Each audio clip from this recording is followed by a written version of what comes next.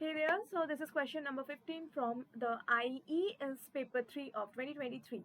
So the question is critically examine the role of state in correcting market failure and bring out the importance of planning in this context. So what do we mean by market failure first of all?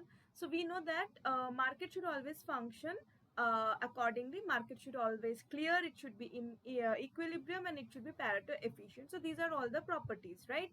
Now market failure can be due to several reasons. For example, if there is imperfect competition in the market, right? In case of public goods, there can be problem of externalities, correct? So these are few examples of market failures.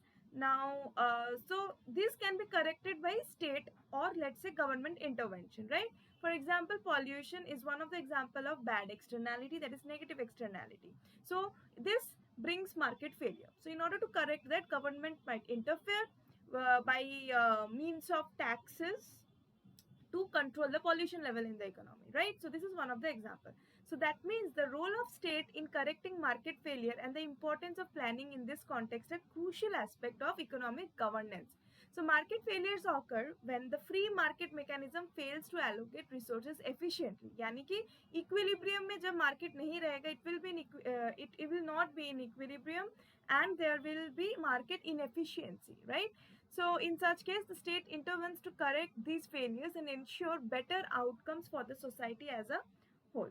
Now, the state role in correcting market failures involves several dimensions. Number one, providing public goods.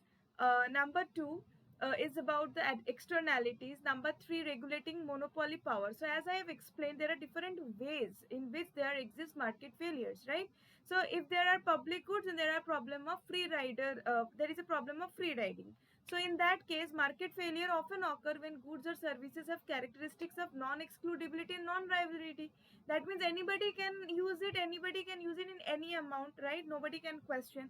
So this leads to over-exploitation, overuse, and hence damages the goods and leads to free rider problems. So in this case, the state steps in to provide public goods such as national defense, infrastructure, basic education, which benefits society collectively. Now next, there are externality problems which brings positive or negative problems. If there is positive externality, then it gives social benefit. If there is negative externality, then it causes social cost, right? So in order to internalize these externalities, taxes or subsidies can be the means by which government can intervene.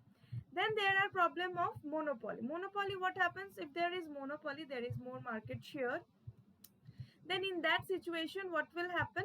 Obviously, it will try to exploit the market by increasing prices, reducing consumer uh, surplus, as a result reducing the social welfare, right? So in this case, in order to make decisions, government intervention is needed in order to control the price rise in the market. Okay, so next one, another important way of causing market failure is irregular or asymmetric information, right? Asymmetric information that leads to problem, right? Moral hazard and various other problems, right? That is adverse selection and moral hazard. So information asymmetry means, suppose there are buyers and sellers, when both of them do not have common knowledge, right? So one can fool the other one very easily. So that is information asymmetry, and due to this unawareness and incomplete information, what happens? There can be problems like moral hazard, right? That is against the moral, actions against the moral, and adverse selection. That means, suppose you will end up buying some bad commodity because the lack of your knowledge regarding a particular commodity, right? So these are the problems. In such situation, state can intervene through regulation, disclosures, requirements, consumer protection law, etc., to ensure transparency and mitigate these problems.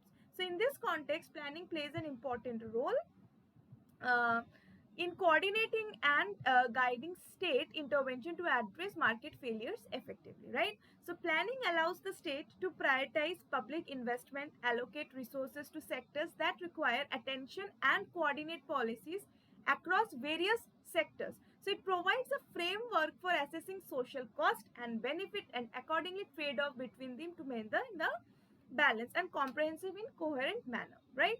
So however, it is essential to recognize that planning should be flexible, adaptive, and responsive to changing circumstances and feedback from market dynamics. So overly rigid or centralized planning can lead to inefficiencies, lack of innovations, and reduced responsiveness to market signal. Okay, so in conclusion, what can we say? That state plays a very crucial role in correcting market failures through various interventions, including the provision of public goods, regulation of externalities, addressing monopoly power, and reducing information symmetry, right?